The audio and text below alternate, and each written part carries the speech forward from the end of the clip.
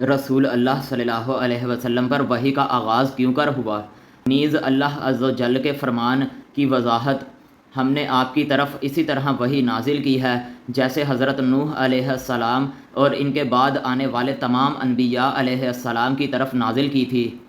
وضاحت: وحی کا لفظ عام ہے، وحی مطلوع ہو یا غیر مطلوع۔ حضرت جبریل علیہ السلام اسے باصورت فرشتہ لائیں یا باشکل انسان، پھر وحی بحالت خواب ہو یا باصورت الہام، لفظ وحی تمام صورتوں پر محیط ہے۔ امام بخاری رحمہ اللہ اس مقام پر صرف وحی کے آغاز کا تذکرہ نہیں کرنا چاہتے بلکہ وحی کے جملہ مبادی یعنی وحی، اس کی اقسام، عظمت و صداقت، مقام وحی اور زمان وحی بھی ذکر کرنا چاہتے ہیں، کیفیت بیان نہیں کرنا چاہتے، کیونکہ انہوں نے وحی کی کیفیت بیان کرنے کے لیے کتاب فضائل قرآن میں ایک الگ عنوان کیف نزل الوحی قائم کیا ہے۔ پھر جو آیت کریمہ لائے ہیں اس سے بھی مذکورہ امور ثابت ہوتے ہیں۔ اس سے امام بخاری رحمہ اللہ کی باریک بینی اور دقت فہم کا بھی پتہ چلتا ہے کہ انہوں نے اپنے مدعا کو ثابت کرنے کے لیے ایک ایسی آیت کا انتخاب کیا ہے جس میں وحی، مبدوع وحی اور حاملین وحی کے متعلق اتنی تاکیدات ہیں جو کسی دوسری آیت میں نہیں ہیں۔ حضرت علقمہ بن وقاص لیثی کہتے ہیں کہ میں نے حضرت عمر بن خطاب رضی اللہ عنہ کو منبر پر یہ کہتے ہوئے سنا: میں نے رسول اللہ صلی اللہ علیہ وسلم سے سنا، آپ فرما رہے تھے اعمال کا دار و مدار نیتوں پر ہے اور ہر آدمی کو اس کی نیت ہی کے مطابق پھل ملے گا۔ پھر جس نے دنیا کمانے یا کسی عورت سے شادی رچانے کے لیے وطن چھوڑا تو اس کی ہجرت اسی کام کے لیے ہے جس کے لیے اس نے ہجرت کی۔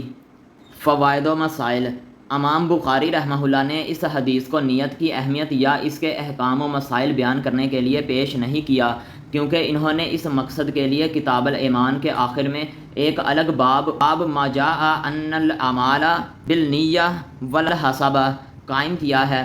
حضرت امام غالباً اس مقام پر یہ بتانا چاہتے ہیں کہ عمل کا تعلق وحی کے ساتھ بھی ہے اور عامل کی نیت کے ساتھ بھی۔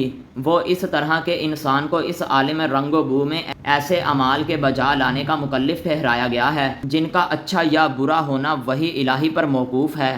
پھر اللہ کے ہاں ان اعمال کا کیا اعتبار کیا جائے گا جو خلوص نیت پر مبنی ہوں گے، یعنی نہ تو کوئی انسان وحی کے بغیر اچھے اعمال اختیار کر سکتا ہے اور نہ نیت کے بغیر اچھے اعمال لائق اعتبار ہی ہو سکتے ہیں۔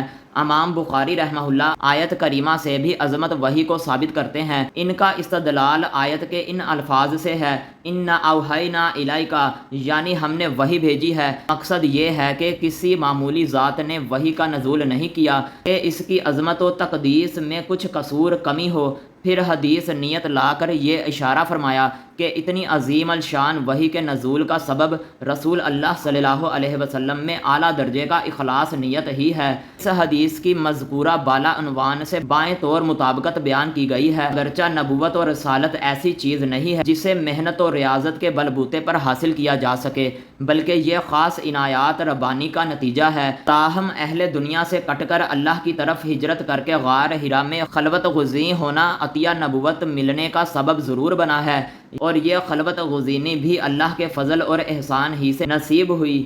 گویا رسول اللہ صلی اللہ علیہ وسلم کا اپنے گھر سے غار حرا تک ہجرت کرنا نزول وحی کا مقدمہ اور مکے سے مدینے کی طرف ہجرت کرنا ظہور وحی کے لیے پیش خیمہ ثابت ہوا، کیونکہ مکے میں کفار کی مخالفت کی وجہ سے وحی کو عام کرنے کا موقع نہ مل سکا، اور ہجرت مدینہ کے بعد اس وحی کا خوب چرچا ہوا۔ اس حدیث میں اعمال سے مراد انسان کے وہ اختیاری افعال ہیں جو عبادات کے زمرے میں آتے ہیں، کیونکہ عبادات ہی میں اخلاص اور حسن نیت کی ضرورت ہوتی ہے۔ فساد نیت سے عبادات کی ادائیگی نہ صرف ثواب سے محرومی کا باعث ہے بلکہ اللہ کے ہاں اس پر سخت سزا کا بھی اندیشہ ہے۔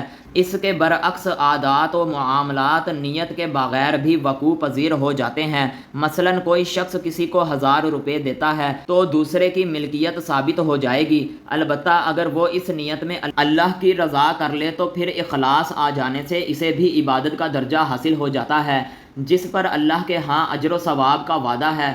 چونکہ نیت دل کا فعال ہے اس لیے زبان سے نیت کے الفاظ ادا کرنا تکلف محض ہے۔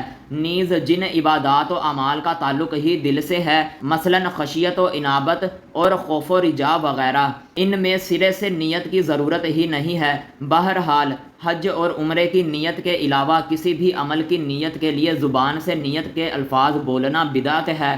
ہر عمل کے لیے دل میں جو نیت ہوتی ہے وہی کافی ہے۔